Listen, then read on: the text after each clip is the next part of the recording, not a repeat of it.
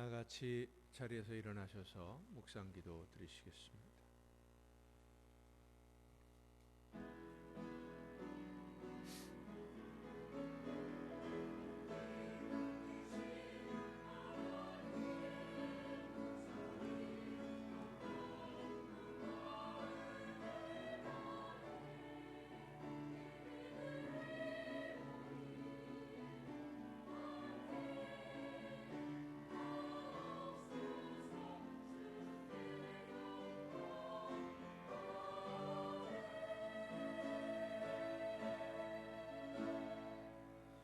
수고하고 무거운 짐진 자들아 다 내게로 오라. 내가 너희를 쉬게 하리라.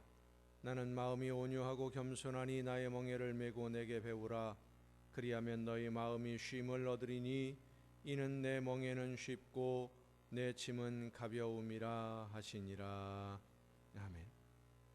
죄악에 빠져 죽음을 향하던 저희들을 살리기 위해 독생자를 보내주시고 그 피로 우리의 모든 죄를 씻으시고 자녀로 삼아주신 하나님, 그 놀라운 사랑과 은혜에 감사함으로 예배하기 위해 모인 저희들을 거룩한 산 제물로 받아 주시옵소서. 오직 하나님만이 우리의 힘이요 능력임을 고백하며 예배하는 이 시간, 성령의 역사하심과 감동으로 하나님만 바라보며 주님을 더욱 깊이 사랑하는 자녀들이 될 수 있도록 은혜를 더하여 주옵소서. 한 마음으로 주님의 뒤를 따라 주님을 닮아가며 성령의 역사하심에 온전히 순종하여 하나님이 기뻐하시는 열매들이 되도록 우리의 심령을 새롭게 하여 주시옵소서. 예수 그리스도의 이름으로 기원하옵나이다. 아멘.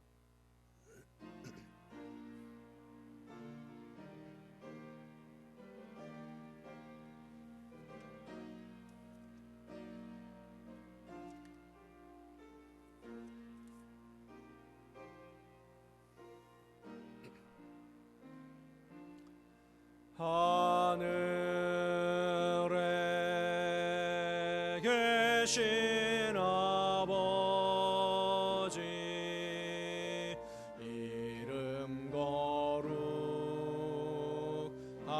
거룩하사 주님 나라 임하시고 뜻이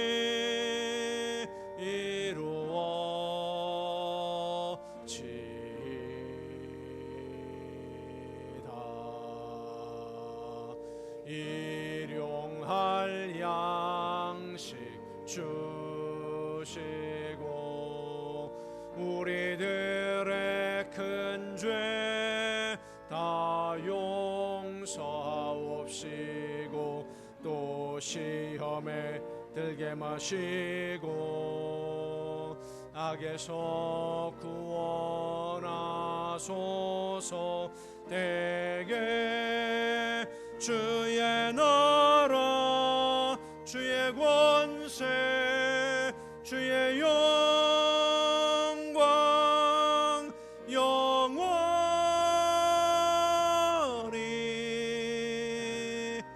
아멘.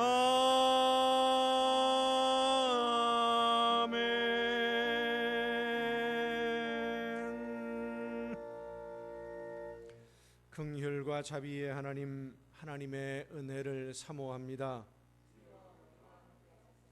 사랑의 주님, 십자가의 공로를 의지하여 나옵니다. 성령이시여 우리의 속마음을 감찰하시고 살아계시는 성삼위의 하나님, 우리의 예배를 받아주시고 아멘. 자리에 앉으셔서 찬송가 21장 찬송을 함께 부르시겠습니다.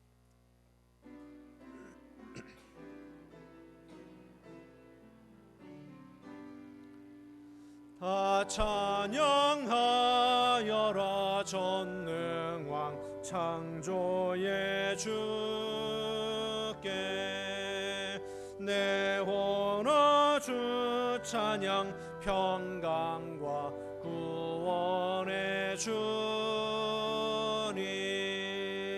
성도들아 주 앞에 이제 나와 즐겁게 찬양하여라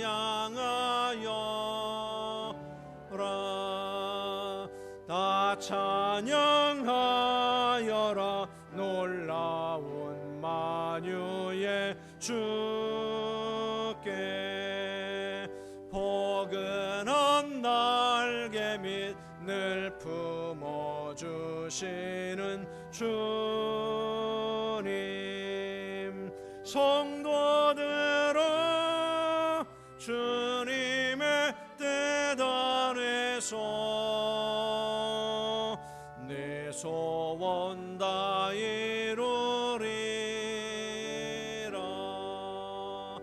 다 찬양하여라 온 몸과 마음을 바쳐 이 세상 만물이 주 앞에 다 나와 찬양 성도들아 기쁘게 소리 높여 영원히 찬양하여라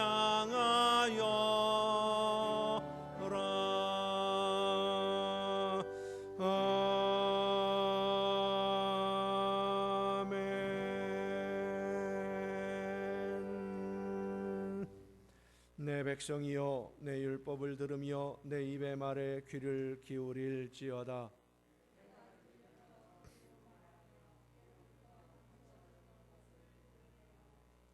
이는 우리가 들어서 아는 바요 우리의 조상들이 우리에게 전한 바라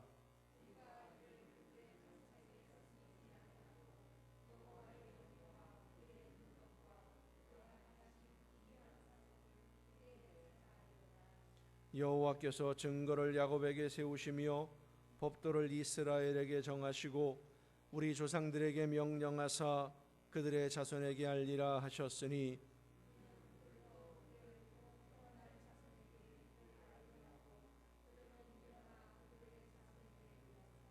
그들로 그들의 소망을 하나님께 두며 하나님께서 행하신 일을 잊지 아니하고 오직 그의 계명을 지켜서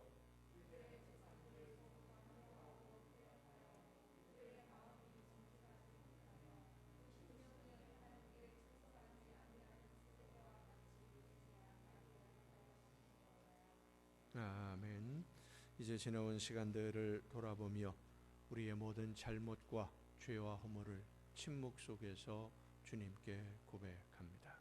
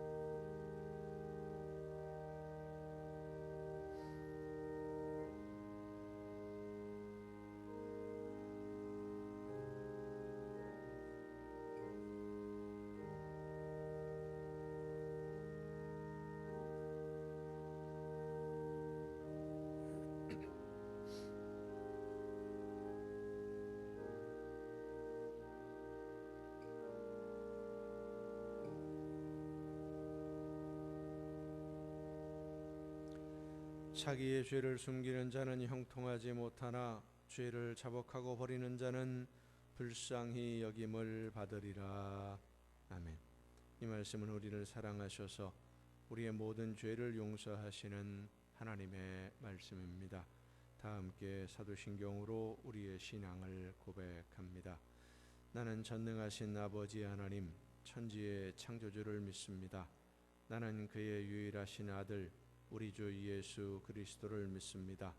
그는 성령으로 잉태되어 동정녀 마리아에게서 나시고 본디오 빌라도에게 고난을 받아 십자가에 못 박혀 죽으시고 장사된 지 사흘 만에 죽은 자 가운데서 다시 살아나셨으며 하늘에 오르시어 전능하신 아버지 하나님 우편에 앉아 계시다가 거기로부터 살아있는 자와 죽은 자를 심판하러 오십니다.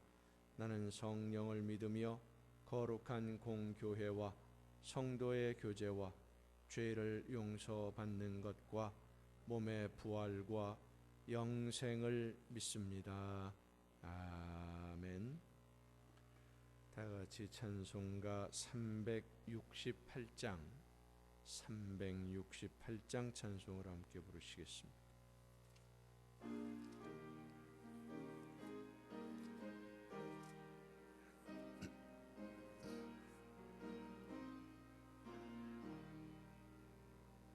주 예수여 은혜를 내려주사 곧 충만케 하옵소서.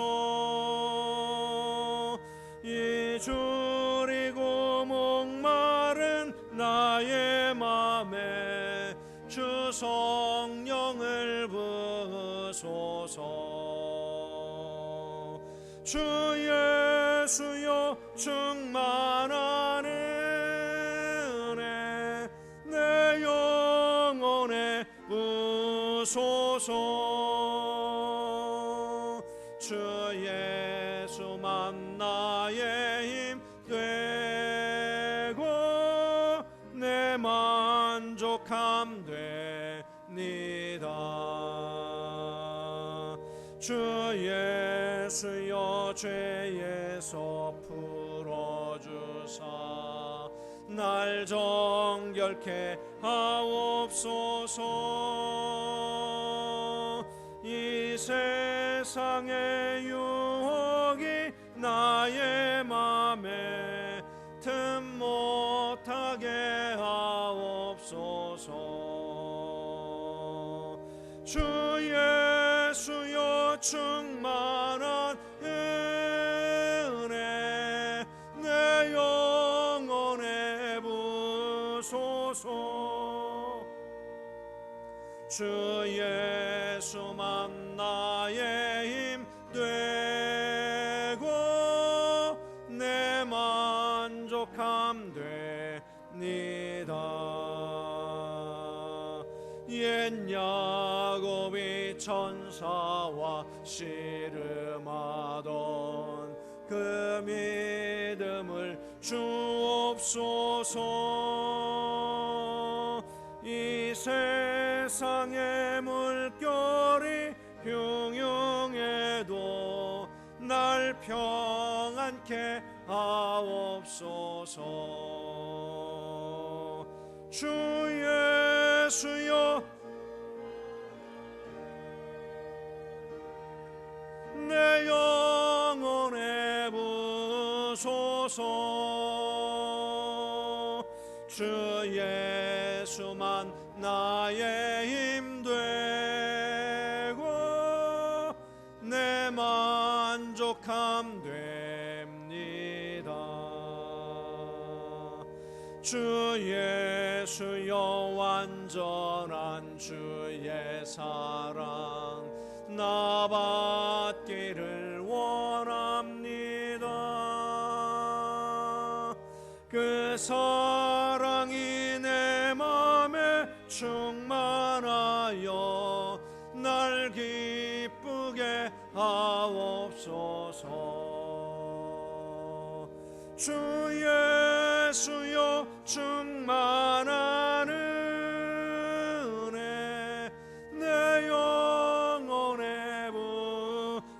주옵소서. 주 예수만 나의 힘 되고 내 만족함 됩니다. 내 마음에 임하신 주의 성령 늘 계실 줄 믿습니다. 그는 사를 나에게 부어주사 주 섬기게 하옵소서. 주 예수여 충만한 은혜 내 영혼에 부소서. 주 예수만 나의 힘 되고 내 만족함 됩니다.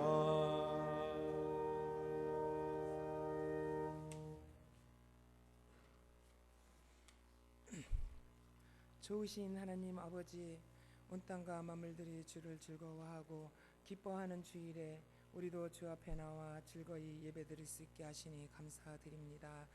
하나님의 선택하심 속에 오늘도 주님을 예배할 수 있는 자로서 전심으로 하나님만을 예배하게 하시니 또한 감사드립니다.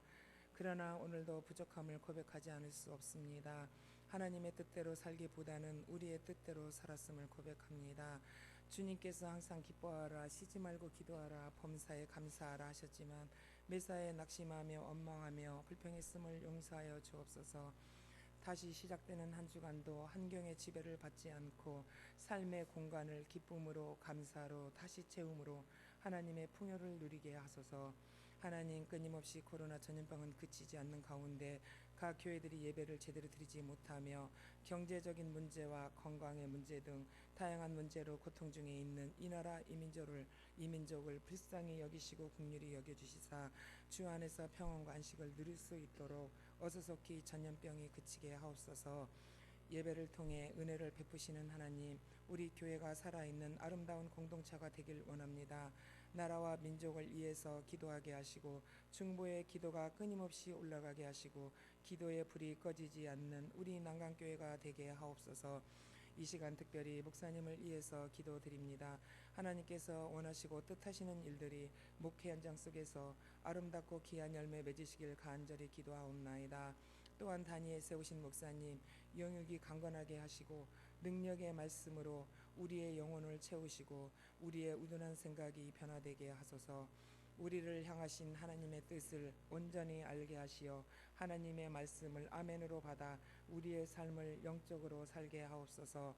성가대의 거룩한 찬양이 하나님의 보좌를 울리게 하시고 우리의 가슴을 울리게 하옵소서. 한결같이 예배를 위해 헌신하는 봉사자들에게도 은혜를 더하여 주옵소서. 모든 것을 주관하시고 함께 하시는 하나님을 믿사오며 예수님의 이름으로 기도드렸습니다. 아멘.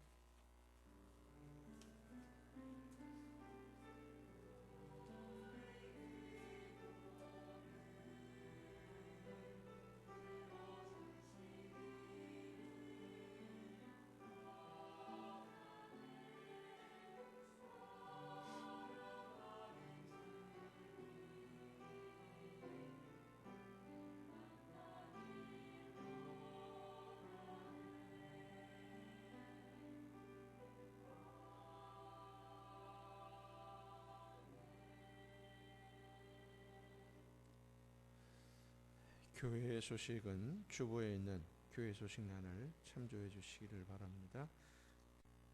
오늘 우리에게 주신 하나님의 말씀, 구약성경 시편 43편 1절부터 5절까지 있는 말씀입니다. 시편 43편 1절부터 5절까지 있는 말씀 공독할 때 우리에게 말씀해 주시는 하나님의 귀한 음성을 듣는 은혜가 우리 모두에게 충만하게 임하시기를 축원합니다. 하나님이여 나를 판단하시되 경건하지 아니한 나라에 대하여 내 송사를 변호하시며 간사하고 불의한 자에게서 나를 건지소서. 주는 나의 힘이 되신 하나님이시거늘 어찌하여 나를 버리셨나이까. 내가 어찌하여 원수의 억압으로 말미암아 슬프게 다니나이까. 주의 빛과 주의 진리를 보내시어 나를 인도하시고 주의 거룩한 산과 주께서 계시는 곳에 이르게 하소서. 그런즉 내가 하나님의 제단에 나아가 나의 큰 기쁨의 하나님께 이르리이다. 하나님이여, 나의 하나님이여, 내가 수금으로 주를 찬양하리이다. 내 영혼아, 내가 어찌하여 낙심하며 어찌하여 내 속에서 불안해하는가. 너는 하나님께 소망을 두라. 그가 나타나 도우심으로 말미암아 내 하나님을 여전히 찬송하리로다. 아멘. 말씀을 통해서 이 시간 우리 모두에게 하나님의 귀한 음성을 듣는 은혜가 충만하게 임하시기를 축원합니다. 기도하시겠습니다. 크신 사랑과 은혜로 연약한 저희들을 붙드시며 돌보시는 아버지 하나님, 말씀을 듣고 그 말씀대로 순종함으로 하나님이 기뻐하시는 뜻을 이루어 가기를 간절히 소원하는 하나님의 자녀들이 이 시간 말씀해 주시는 하나님의 귀한 음성을 듣기 위하여 아버지 앞에 나와 한 마음으로 예배하며 머리 숙여 싸우니 성령께서 이 시간 우리 모두에게 충만하게 임하여 주시사 말씀하시는 하나님의 귀한 음성을 듣게 하여 주시옵소서. 지혜를 허락하셔서 말씀의 뜻을 깨닫고 하나님이 원하시는 뜻대로 순종함으로 아름다운 열매를 맺는 우리 모두가 되게 하여 주시옵소서. 연약한 종을 세우셨사오니 성령의 능력과 권능으로 붙들어 주셔서 사람의 모든 연약함과 미련함을 가리워 주시고 오직 하나님의 말씀만 전달하는 도구로 쓰임 받게 하여 주시옵소서. 모든 것을 주님께 의탁하옵고 예수님의 이름으로 기도하옵나이다. 아멘. 여호와 하나님은 여러분에게 복을 주시고 여러분을 지키시기를 원하며 여호와 하나님은 그 얼굴을 여러분에게 비추사 은혜 베푸시기를 원하며 여호와 하나님은 그 얼굴을 여러분에게로 향하여 드사 평강 주시기를 원하노라. 아멘. 하나님의 은혜와 평강이 또 그 놀라운 축복이 이제로부터 영원토록 여러분의 삶에 또 가정과 계획하는 모든 일들 또 자녀들 위에 풍성하게 충만하게 임하시기를 축원합니다. 하버드 대학은 전 세계에 인류로 알려진 유명한 대학입니다. 1990년대 중반에 하버드 대학의 재학생이 약 1600여 명 정도였는데 그 중에 한국 학생의 비율이 6%였습니다. 한 100여 명 정도가 되었었죠. 그런데 하버드 대학의 낙제생 중 90%, 10명 중에 9명이 한국 학생이었습니다. 전체 재학생 비율은 얼마 안 되었는데 낙제하는 비율은 거의 한국 학생들이 다 차지하고 있는 거예요. 그 이유를 그 당시 백악관의 국가장애위원회 정책차관보를 지내시고 있던 강영우 박사, 우리나라 분이죠. 이분이 한국 학생들이 낙제를 많이 하는 이유를 이렇게 설명을 했습니다. 하버드 대학에서 한국 학생들이 하도 많이 낙제를 하니까 왜 그럴까? 왜 한국 학생들이 입학을 할 때는 SAT 성적이나 내신 성적이나 면접 성적이나 다 좋은데 왜 학업을 따라가지 못하고 낙제를 하는 걸까? 원인을 조사를 했는데 가장 큰 원인이 한국 학생들은 장기적 목표가 없기 때문에 낙제를 한다라고 결론을 내렸답니다. 학생이든 학부모든 한국 학생들은 학교에 입학하는 게 목적이어서 일단 입학을 하고 난 다음에는 뭘 해야 될지 모르는 거예요. 그 다음에 어떤 목표를 가지고 어떤 공부를 어떤 식으로 해나가야 될지 이 계획이 없으니까 우왕좌왕하다가 한 학기 지나가고 1년이 지나가고 긴장이 풀어지면서 결국은 낙제를 하게 된다는 것이죠. 장기적인 목표가 없다 보니까 목표를 세우고 그 목표에 도달했으면 그 다음 단계를 또 생각하고 그 다음 단계를 또 넘어가고 그 뒤를 바라봐야 되는데 눈앞에 있는 것밖에 못 보는 거예요. 히딩크 감독을 우리가 잘 알고 있는데 이 히딩크 감독의 유명한 말이 있습니다. 월드컵에서 16강에 오르게 되었을 때에 목표가 16강이었다라고 처음부터 얘기를 했으니까 그 소감을 물어보는 기자들에게 히딩크 감독이 이렇게 말했습니다. 나는 아직 목이 마르다. 나는 아직 목이 마르다. 그 다음 단계가 또 있고 더 많은 것을 해야 되고 긴장 풀지 말고 더 열심히 뛰어서 경기에 임해야 된다. 선수들을 다짐하고 스스로를 다짐하면서 결국은 4강이라는 신화를 기록을 했습니다. 아마도 이 히딩크 감독은 처음부터 16강이 아니라 그 이상을 목표로 삼았던 것 같습니다. 그리고 월드컵에서 우리나라의 성적을 좋은 성적을 거두게 하는 것이 그의 목적이 아니라 월드컵 이후에 우리나라 선수들을 외국으로 데리고 나가서 해외 클럽들에서 뛰게 만들고 자기가 해야 될 일들을 계획하는 많은 선수들이 그 월드컵 이후에 해외로 진출을 했었지요. 그런 계획들을 미리부터 가지고 있었던 것 같습니다. 목표를 어디에 두느냐에 따라서 인생을 살아가는 방법이 달라집니다. 어떤 목표를 세우느냐에 따라서도 살아가는 방법이 또 달라집니다. 여러분의 인생의 마지막 목표는 어디에 두고 계십니까?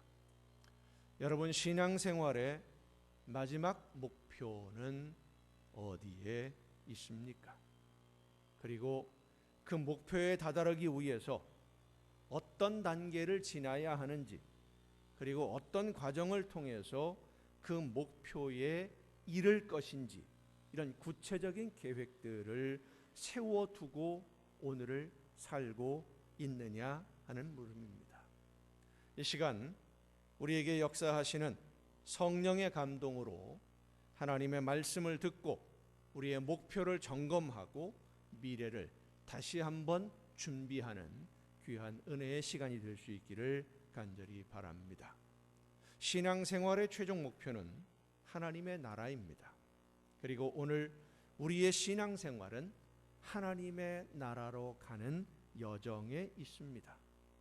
예수님을 믿고 교회에 출석하고 예배에 참석하고 그렇게 신앙생활하다가 죽어서 영혼이 가는 그런 하나님의 나라가 아니라 여기 이곳에서 이 세상을 살아가면서 오늘 하나님의 나라를 가슴에 품고 하나님의 나라를 내 삶 속에서 느끼며 하나님 나라의 자유를 누리며 하나님의 나라의 그 행복을 누리며 사는 것, 그것이 바로 우리의 신앙생활의 최종 목표가 되어야 될 줄로 믿습니다.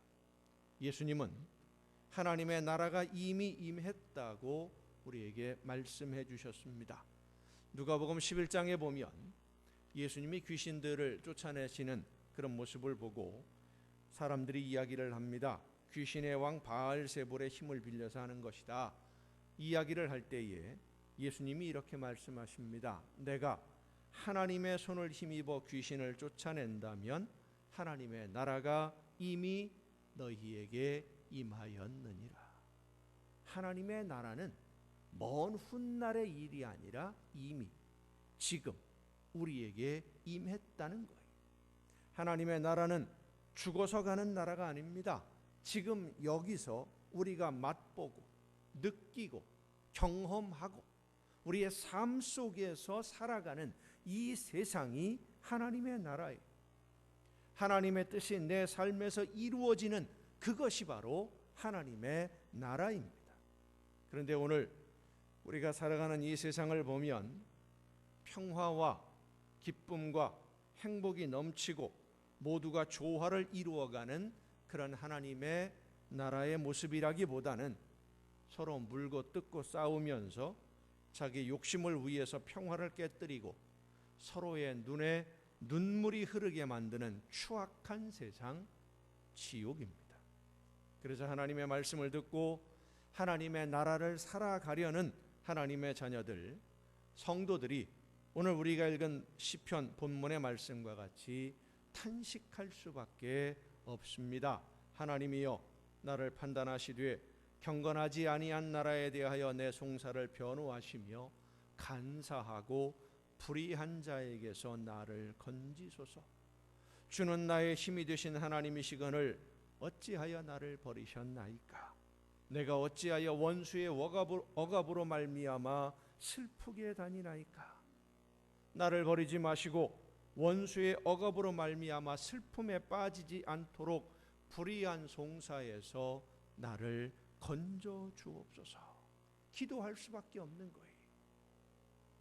얼마 전에 목사님들과 대화를 나누는 중에 한 분이 갑자기 심각하게 이런 이야기를 합니다. 목사님, 이제 우리 같은 작은 교회들은 어떻게 해야 될까요? 코로나 바이러스를 겪으면서 교회를 바라보는 세상 사람들의 시선이 많이 달라졌고 성도들의 생각도 또 달라졌습니다. 환난과 핍박 속에서도 신앙을 지키고 교회를 위해 헌신했던 열정적인 신앙은 오래전에 이미 사라졌다고 하지만 이제는 예배에 대한 생각, 신앙생활에 대한 기본적인 생각들마저도 달라지고 있습니다. 바이러스가 한참 기승을 부리고 있을 때에 예배 모임을 중지해 달라고 정부에서 요청을 하니까 이런 글이 인터넷에서 많은 사람들의 공감을 얻었습니다. 예배 드리면 죽인다고 칼이 들어올 때 목숨을 걸고 예배 드리는 것이 신앙입니다. 하지만 예배 모임이 칼이 되어 남들의 목숨을 위태하게 하면 모이지 않는 것이 신앙입니다. 라는 말을 어떤 분이 했어요. 저는 이 말에 일부는 동의하지만 동의하지 않는 부분도 있습니다. 예배는 모이는 것이 전부가 아니기 때문입니다. 모여서 찬송 부르고 기도하고 말씀을 듣는다고 그것이 예배의 전부일까? 예배의 전부가 아니에요. 예배는 삶 그 자체입니다. 한번 따라합시다. 예배는 삶이다. 여러분의 삶이 예배인 줄로 믿으시길 바랍니다. 내가 살아가는 삶의 그 현장이 예배의 현장이에요. 내가 살아가는 삶의 모든 행동들이 예배하는 행동, 예배하는 그곳이 곧 하나님의 나라 천국인 줄로 믿으시기를 바랍니다. 우리가 믿는 이 믿음을 그저 신앙이라고만 표현하지 아니하고 신앙생활이라고 하는 이유가 바로 이 때문입니다. 신앙은, 믿음은 생활입니다. 그래서 어둡고 욕심이 가득한 이 세상에서 하나님의 말씀을 따라 살면서 빛으로 나타내고 소금으로 나타나는 것, 그것이 신앙생활이죠. 그렇게 빛으로 소금으로 나타내려고 하니까 장애물이 많습니다. 왜요? 이 세상은 욕심이 가득한 세상이거든요. 죄악이 가득한 세상이거든요. 그 속에서 하나님이 원하시는 뜻대로 사랑하고 희생하고 헌신하고 봉사하는 그런 삶을 살아내려고 하니까 장애물이 많아요. 힘들어요. 어려운 일을 당하게 될 때에 하나님, 나를 건져 주옵소서. 이 수렁에서, 이 죄악의 욕심이 가득한 이 사람들로부터 나를 건져 주옵소서 탄식하며 기도하게 되는 것입니다. 성령이 내 심령에 역사하셔서 하나님의 말씀을 듣고 그 말씀을 따라서 살려고 하니까 욕심을 따라 사는 세상과 자꾸만 부딪힐 수밖에 없지요. 눈앞에 보이는 이익도 포기해야 할 때가 많이 있고 때로는 억울한 일을 당하게 되고 하나님, 나를 이 간사하고 불의한 자들에게서 건져 주옵소서 기도할 수밖에 없는 것입니다.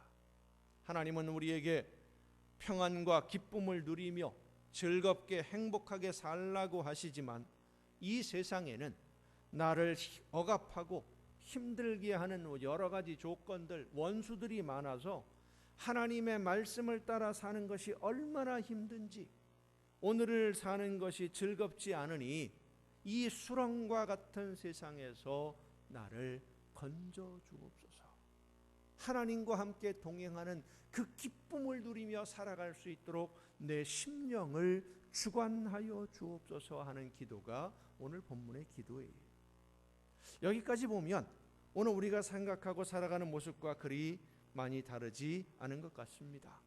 어떻게든 말씀을 따라 살아보려고 노력은 해보지만 세상을 살아가려면 어쩔 수 없다고 체념하면서 하나님만 바라보던 눈길을 돌려서 세상을 바라볼 수밖에 없는 우리의 현실의 모습들, 신앙이 내 삶의 전부라고 믿고 헌신하며 충성하던 그런 신앙생활은 오래전 옛 추억이 되어버렸고 이제는 내 미래가 중요하고 내 가족들이 중요하고 내 자녀들의 미래가 교회 공동체보다 더 중요하다고 생각하게 된 것이, 나를 대신해서 목숨을 버리신 예수님을 생각하면 죄송하기도 하지만 너무 내 생각만 하는 거 아닌가, 내가 중심이 되어서 예수님은 저 멀리 멀어진 것이 아닌가 하는 그런 생각 때문에 나를 대신해서 목숨 버리신 예수님을 생각하면 죄송하고 부끄럽기도 하지만 현실을 살아가려면 어쩔 수 없는 것 아닌가 하고 체념하는 분들도 많이 있습니다. 나를 대신해서 목숨을 버리신 예수님을 생각하면서 예수님의 피로 세우신 교회를 위해 헌신하고 희생해야 한다는 생각은 여전히 우리 성도들의 마음 중심에 있지만 당장 내 삶의 무게가 너무 무거우니까, 내 삶을 이어가는 것이 너무 힘이 드니까, 왜 나는 이 무거운 인생의 짐을 지고 살아야 하는지 잘 모르겠으니까, 나도 모르는 사이에 하나님이 원하시는 삶이 무엇인지 알면서도 그대로 따라가지 못합니다. 나도 모르는 사이에 짐짓 하나님의 뜻을 외면하고는 그렇게 외면한 나 자신이 또 부끄러워서 하나님 앞에 송구한 마음으로 하루하루를 살아가는 것이 오늘 우리의 모습들입니다. 그런데 성도 여러분, 신앙생활을 내가 헌신하고 희생함으로 하나님이 원하시는 일들을 이루어 가야 한다라고 우리가 생각을 하는데, 신앙생활은 희생과 헌신으로 하는 것이 아닙니다. 희생이나 헌신이라는 말 자체가 내 것을 포기하고 내가 마땅히 누릴 수 있는 것을 포기하고 내가 가질 수 있는 것을 갖지 아니하고 이웃을 위해 나누고 섬기는 것을 희생이라고 하고 헌신이라고 합니다. 그 바탕에는 희생하고 헌신한다라고 하는 그 바탕 속에는 내 것이라는 게 있어요. 내 것이라는 생각이 있어요. 내 것인데 내가 갖지 않으니까 희생이라고 하고, 마땅히 누릴 수 있는데 보상을 바라지 않으니까 헌신이라고 하는 것이지요. 하지만 신앙생활은 희생이나 헌신이 아니라 빚을 갚는 것입니다. 빚을 갚아나가는 과정이에요. 그리고 씨를 뿌리는 삶입니다. 빚을 갚는 신앙생활, 여러분, 우리는 예수님에게 생명을 빚진 사람들입니다. 예수님이 내 생명을 위해서 나에게 하나님의 자녀가 되는 길을 열어주시기 위해서 목숨을 주셨어요. 예수님이 말씀하십니다. 사람이 친구를 위하여 자기 목숨을 버리면 이보다 더 큰 사랑이 없나니 너희는 내가 명하는 대로 행하면 곧 나의 친구라. 우리는 예수님에게 목숨을 빚진 사람들입니다. 빚을 졌으면 어떻게 해야 돼요? 빚을 갚아야지요. 예수님에게 목숨을 빚진 사람이 그 빚을 다 갚으려면, 목숨의 빚을 다 갚으려면 얼마쯤 갚으면 갚을 수 있겠습니까? 얼마쯤 갚으면? 목숨을 빚진 사람은 목숨이 다할 때까지 갚아도 다 갚지 못합니다. 하물며 영원한 생명을 빚졌는데, 이 세상 잠시 살다가 떠나가는 이 세상의 목숨이 아니라 하나님이 주시는 영원한 생명을 빚졌으니 그 빚을 갚아 나가는 삶, 그게 바로 신앙생활이에요. 성도 여러분, 예수님으로부터 진 빚을 얼마만큼 갚으셨습니까? 한 반쯤 갚으셨어요? 아니면 거의 다 갚았어요? 빚을 지면 빚 갚을 계획을 세워야 됩니다. 가정에서나 기업에서나 나라에서나 다 마찬가지인데, 빚을 얻어서 썼으면 이 빚을 어떻게 갚아 나갈 것인지 계획을 잘 세워야 돼요. 그 계획이 없으면 부도납니다. 파산을 하게 되지요. 빚을 갚을 계획이 없이 주머니 있는 돈 다 꺼내 쓰다 보면 빚은 점점 더 늘어납니다. 신앙생활은 빚을 갚아가는 과정입니다. 그렇다고 해서 빚을 갚기 위해서 손발 꽁꽁 묶어놓고 먹지도 않고 그렇게 살 수는 없는 거지요. 그렇게 되면 빚을 더 못 갚아요. 그래서 법으로도 빚이 있다 한다고 할지라도 일정한 생활비 이상은 받아가지 못하도록 딱 규정을 해놨어요. 얼마까지는 기본 생활을 해야 된다, 이런 규정들이 있어요. 그렇다고 하더라도 빚을 갚으려면 빚 갚는 것을 가장 우선으로 생각하고 계획을 세우고 그 계획대로 힘들지만 지켜나가야 빚을 조금이라도 갚아나갈 수 있는 겁니다. 이 세상의 법으로도 기본적인 생활을 유지하면서 빚을 갚도록 하고 있는데, 하나님이 우리에게 모든 것 한꺼번에 다 내놓으라고 하시지 않습니다. 빚을 갚지 않는다고 빼앗아 가지도 않습니다. 그래도 우리는 우리가 할 수 있는 대로 최선을 다해서 이 빚, 생명의 빚, 목숨 빚을 갚아야 됩니다.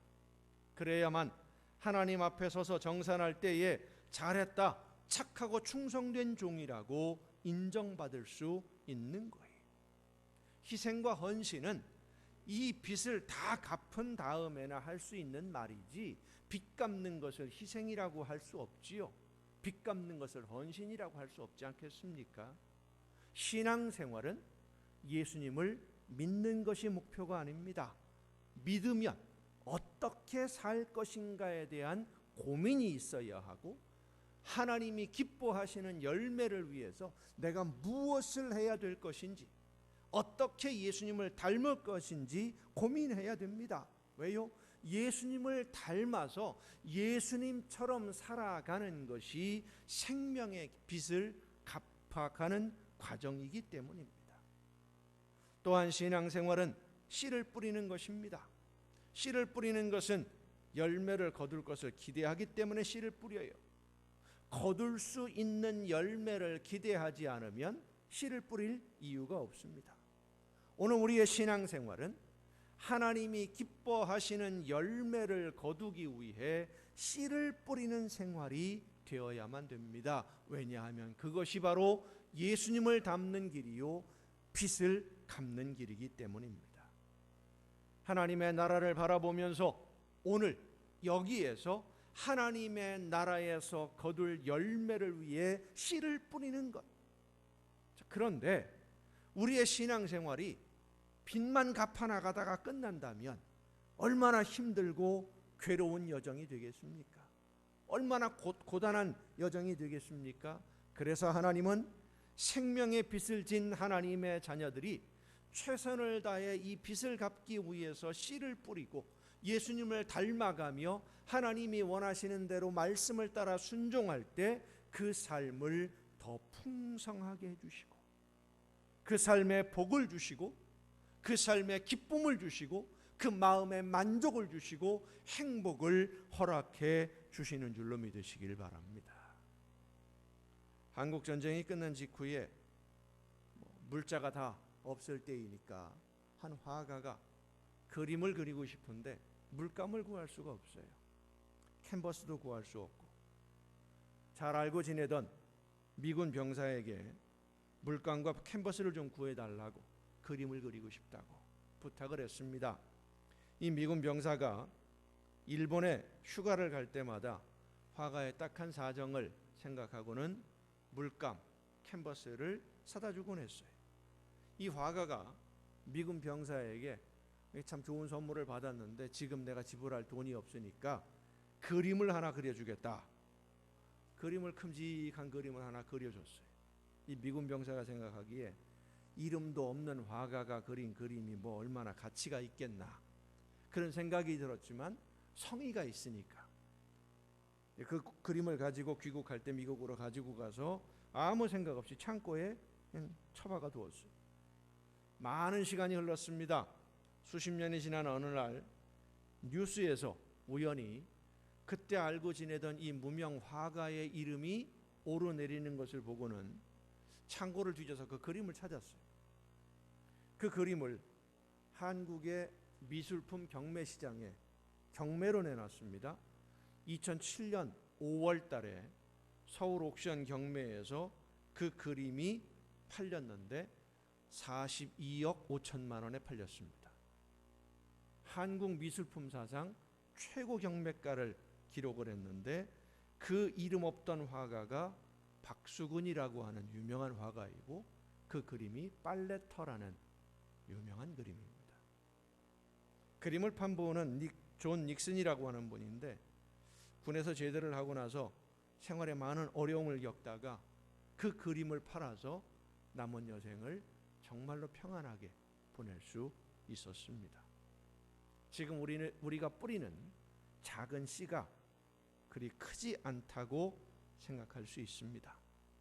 지금 우리가 하나님의 말씀을 듣고 그 말씀을 따라 살아가며 성령의 감동하심에 순종하는 작은 일들이 그리 드러나 보이지 않는, 그리 뭐 생색낼 만한, 사람들에게 인정받고 하나님에게 인정받을 만한 그런 큰 일이 아니라고 생각할 수도 있습니다. 하지만 동전 2개를 하나님께 드린 한 여인을 칭찬하셨던 예수님의 말씀을 우리는 잊지 말아야 됩니다. 이 여인은 자기가 가진 것 전부를 드렸다. 인정받은 것은 얼마나 많은 것을 드렸느냐가 아닙니다. 억지로 드린 것도 아닙니다. 그 마음의 기쁨으로 내가 작지만 내가 가진 것 중에서 이것을 하나님에게 드릴 수 있다는 그 기쁨으로 드렸기 때문에 하나님이 기쁘게 받아주셨고 크게 받아주신 거예요. 작은 식당을 운영하던 분이 있었습니다. 음식 솜씨도 좋고 식당 운영도 잘해서 소문이 나서 손님들이 많이 몰렸어요. 좀 작으니까 무리를 해서 식당을 확장을 했는데, 융자를 받고 해서 식당을 확장을 했는데, 확장을 하자마자 금융위기가 찾아왔습니다. 손님도 줄고 감당해야 될 비용은 그대로 오히려 더 커졌고 경영이 너무 어려워져서 이제 그만 다 폐업을 해야 되겠다. 버티다 보니까 빚이 점점 늘어나서 온 가족이 뿔뿔이 흩어져야 되는, 흔히 하는 말로 길바닥에 나앉게 된 그런 상황이 된 거예요. 그때 단골 손님으로 오시던 분 중에 그 인근에서 작은 기업을 운영하시던 사장님이 그 사정을 알고는 비싼 이자를 물고 있던 은행 융자, 사채 다 정리할 수 있도록 무이자로 목돈을 빌려주셨어요. 이 식당을 운영하시는 분에게 아무 조건 없이 힘을 얻어서 열심히 일을 했습니다. 다행히 식당이 잘 운영이 되어서 빚을 다 갚았어요. 자, 빚을 다 갚았으니까 이제는 더 이상 감사하지 않아도 되는 겁니까? 그 빚을 다 갚았으니까, 내가 빌린 돈 다 갚았으니까, 원금과 이자까지 다 갚았으니까, 내가 이제 할 만큼 했으니까 고마울 것도 없고 감사할 것도 없고 그렇게 생각할 수 있겠습니까? 아닙니다. 그때 그분이 나를 도와주지 않았다면 오늘의 나는 있을 수가 없는 거예요. 그때 그분이 나를 도와주지 않았다면 그 감사함과 그 은혜는 평생 가는 거예요. 지금 내 전 재산을 다 내달라고 해도 아까울 것이 없는 거예요. 그렇게 빚을 갚아 나가는, 갚을 수 있다는 사실에 기뻐할 수 있는 그것이 바로 신앙생활입니다. 다 갚을 수 없지만, 그리고 오늘 내 현실이 그리 평안하고 행복이 넘치는 것은 아니지만, 그래도 내가 할 수 있는 최선을 다해서 하나님의 말씀을 듣고 성령의 인도하심을 따라 순종함으로 빚을 갚고 씨를 뿌리며 사는 그 모습, 내가 하나님께 진 빚을 조금이라도 더 많이 갚아서 예수님을 닮아서 하나님이 원하시는 일이 이루어지는 것이 그저 그것만이 기뻐서, 나를 통해서 하나님이 계획하신 일들이 이루어진다는 사실이 너무나 즐거워서 그 사실을 기뻐하는 그 생활이 하나님이 원하시는 대로 살아가는 성도의 신앙생활인 줄로 믿으시기를 바랍니다. 성도 여러분, 진짜 행복과 기쁨은 내가 원하는 것을 얻고 내가 하고 싶은 것을 할 수 있을 때 즐겁고 행복한 것이 아닙니다. 하나님이 기뻐하시는 열매가 나를 통해서 이루어지는 것을 기뻐할 때, 하나님이 원하시는 계획들이 나를 통해서 열매로 거두어지는 것을 즐거워할 때, 그렇게 되는 것을 감사할 때, 내가 하나님이 기뻐하시는 도구로 쓰여지는 것이 기뻐질 때 하나님이 우리의 마음에 진짜 행복을 부어 주시는 줄로 믿으시길 바랍니다. 내 마음에서 그 기쁨이, 그 즐거움이, 그 행복이 넘쳐나는 거예요. 뭘 해서가 아니라, 뭘 얻어서가 아니라, 뭘 가져서가 아니라, 이 행복, 하나님이 주시는 이 세상 그 어떤 것과도 비교할 수 없는 충만한 행복을 누리는 여러분 모두가 될 수 있기를 바랍니다. 그런데 지금까지 나에게 베푸신 은혜를 생각하며 빚을 갚고 앞으로 하나님의 나라에서 거둘 열매, 지금 하나님이 기뻐하실 열매를 생각하고 씨를 뿌리는 이 신앙생활을 할 때 세상이 우리를 그냥 내버려 두질 않거든요. 힘들어요. 간사하고 불의한 자들에게 조롱을 당할 때도 있고, 원수의 억압으로 고통을 받으며 슬픔에 빠지는 날도 있습니다. 하지만 성령이 인도하시는 이 생명의 길에서 벗어나지 아니하고 빚을 갚아가며 씨를 뿌리면 하나님의 거룩한 산에 서는 그날이 반드시 여러분에게 임할 줄로 믿으시길 바랍니다. 하나님의 거룩한 산에 서는 그날, 빚을 갚고 씨를 뿌리며 살아가는 성도들에게 그날은 반드시 옵니다. 눈물과 한숨과 아픔과 슬픔이 완전히 사라지고 기쁨과 감사와 찬양으로 가슴이 터져나가는 행복으로 가득 채워지는 그날이 반드시 옵니다. 언제요? 죽어서 가는 나라가 아니에요. 이 세상을 살아가는 여러분의 삶 속에 오늘 여러분의 현실에 그 행복이 넘치도록 임하심을 믿으시길 바랍니다. 그날이 올 때까지, 그때를 기다리며 우리는 어두운 세상을 살아가는 거예요. 권모술수가 가득하고 불의와 부정과 부패가 주인 노릇하는 이 세상에서 빛의 자녀로 하나님의 뜻을 세우는 하나님의 백성으로 살아야 됩니다.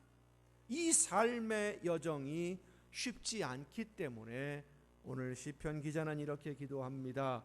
내 영혼아, 네가 어찌하여 낙심하며 어찌하여 내 속에서 불안해하는가? 너는 하나님께 소망을 두라. 하나님께 소망을 두라. 그가 나타나 도우심으로 말미암아 내 하나님을 여전히 찬송하리로다. 이 세상이 아무리 어둡고 술수가 난무하는 곳이고 간사한 자들의 교묘한 계략이 득세하는 세상이라고 해도 실망하거나 낙심하지 않고 빚을 갚는 하나님의 자녀로 하나님이 기쁘게 받으실 열매를 위해 씨를 뿌리는 하나님의 백성으로 오늘을 살면 내가 하는 모든 일에 하나님의 능력이 나타남을 믿으시길 바랍니다.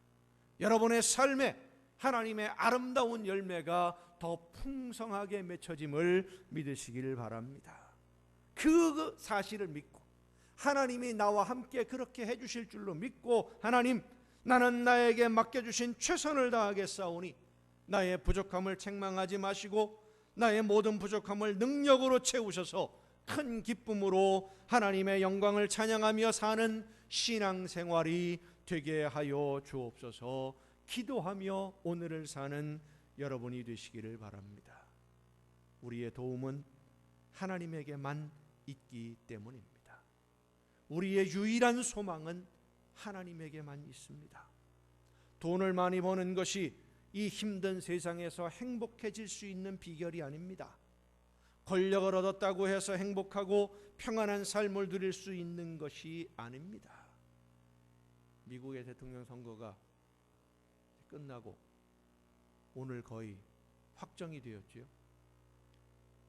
몇 년 전에, 4년 전에 트럼프라고 하는 분이 대통령에 당선이 되었을 때 세상 모든 것을 다 가진 기분이었을 겁니다. 근데 그 4년 동안 모든 것을 다 가졌을까요? 그리고 이번에 선거에 지면서 그 마음의 행복은 어디로 사라졌을까요? 지금 이번에 당선된 바이든도 마찬가지일 겁니다. 온 세상 모든 것 다 가진 기분일 거예요. 그것이 정말 행복이겠습니까? 아닙니다. 하나님이 주시는 평안만이 행복임을 믿으시길 바랍니다. 평안과 행복은, 기쁨의 삶은 오직 하나님에게만 있습니다. 사랑하는 성도 여러분, 오늘 우리가 살아가는 이 현실은 미래가 그리 밝지 못합니다.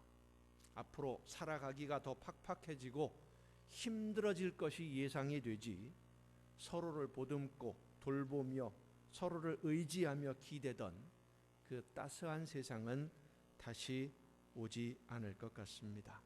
하지만 하나님은 그 사랑하시는 자녀들이 이 힘든 세상에서 고통스럽게 힘들게 살아가는 것 원하시지 않습니다. 그래서 생명을 빚진 자로 살아가는 하나님의 자녀들, 이 생명의 빚을 갚기 위해 날마다 최선을 다하는 하나님의 자녀들에게 오늘 여기에서 기쁨을 주시고 그 마음에 평화를 주시고 행복한 마음, 만족하며 오늘을 살 수 있도록 은혜를 베풀어 주십니다. 빚을 갚고 씨를 뿌리며 하나님에게만 소망을 두고 그 도우심을 바라고 기다리며 오늘 나에게 맡겨주신 일들을 기쁘게 즐겁게 열심히 잘 감당해서 하나님의 도우시는 은혜와 능력을 힘입어 여러분이 매일매일의 삶이 천국의 행복을 누리는 삶이 될 수 있기를 예수님의 이름으로 축원합니다. 기도하시겠습니다.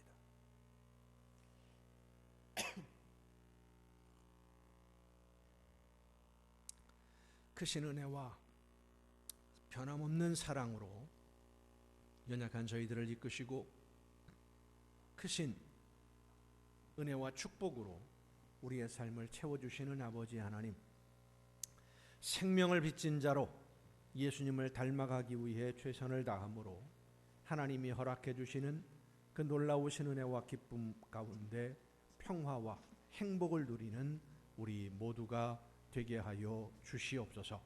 오직 하나님만 바라보며 하나님의 도우심을 사모함으로 하나님의 도우시는 능력을 힘입어 어두운 세상 속에서 하나님이 기뻐하시는 열매로 날마다 더 풍성해지는 복을 누리는 우리 모두가 되게 하여 주시옵소서. 이 모든 말씀을 예수님의 이름으로 기도하옵나이다. 아멘. 이제 우리에게 주신 하나님의 말씀을 생각하면서 하나님이 기뻐하시는 뜻을 이루어가고 예수님을 닮아 하나님이 허락해 주시는 놀라운 은혜와 축복 가운데 평안을 누리기를 간절히 소원하며 한 마음으로 찬양하시겠습니다.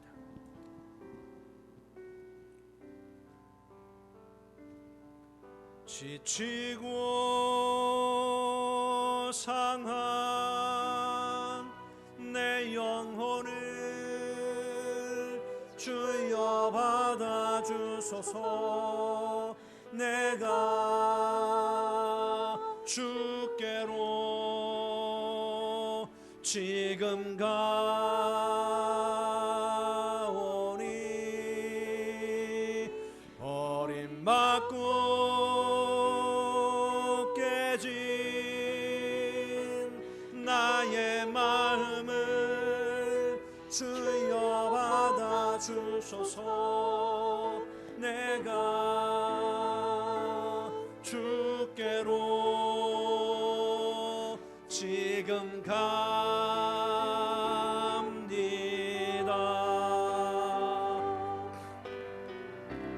험한 세상에 날 혼자 있게 마시고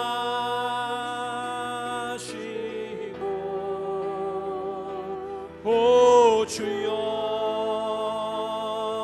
나를 인도하소서.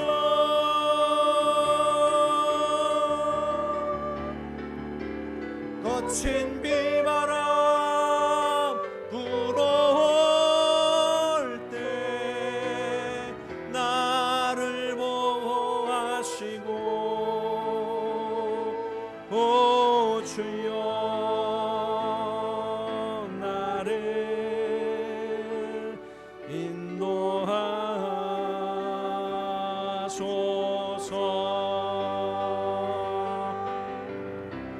험한 세상에 날 혼자 있게 마시고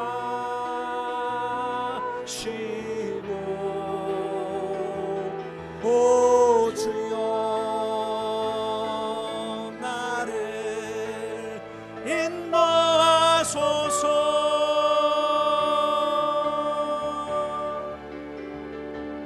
거친 비바람 불어올 때 나를 보호하시고 오 주여 나를 인도하소서.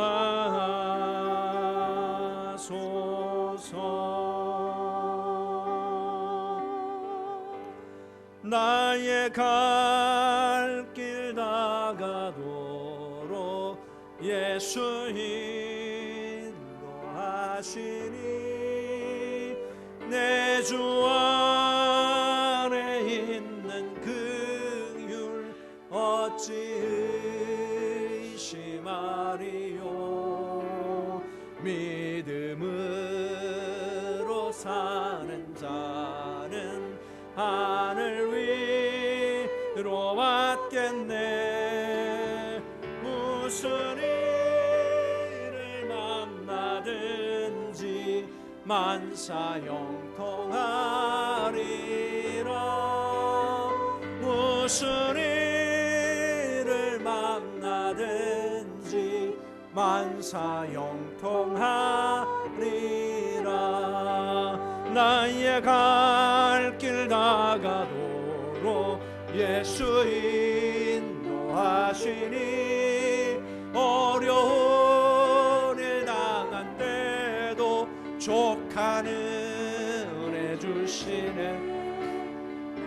심히 고단하고 영원 매우 가라나 나의 앞에 반석에서 샘물 나게 하시네.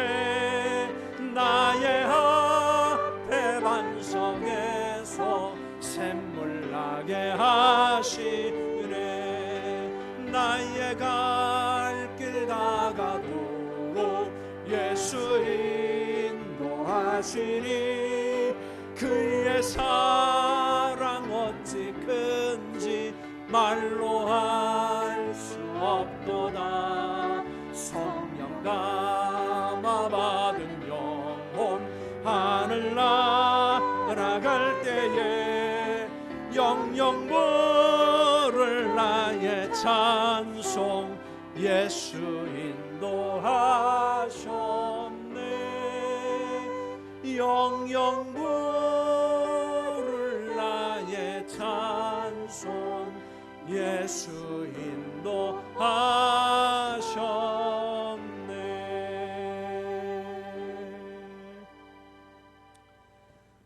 연약한 저희들을 변함없이 사랑하셔서 하나님의 나라에 이르기까지 채워주시고 함께 하시며 도와주셔서 이 생명의 빚을 갚아나가며 하나님이 기뻐하시는 열매를 위해 씨를 뿌릴 수 있도록 오늘도 붙들어 주심에 감사를 드립니다. 날마다 주님을 닮아감으로 하나님의 나라에서 누리는 그 평안과 기쁨과 행복을 누리는 우리 모두가 되게 하여 주시옵소서.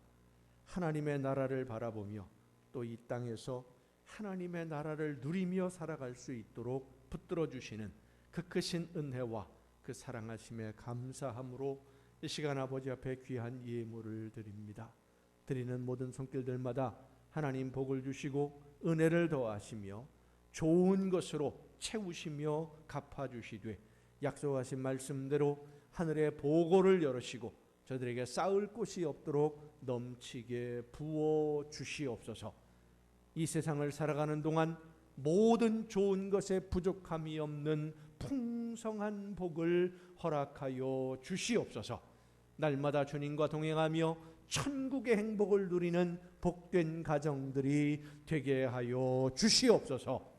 이 모든 물질들이 하나님이 기뻐하시는 뜻대로만 아름답게 쓰여지기를 간절히 바라옵고 이제는 우리를 구원하시는 예수 그리스도의 은혜와 하나님의 크신 사랑하심과 성령님의 감동하심과 교통하심이 이 자리에 함께한 우리 주님이 사랑하시는 모든 이들 위에 이제로부터 영원토록 함께 하시기를 간절히 축원하옵나이다. 아멘.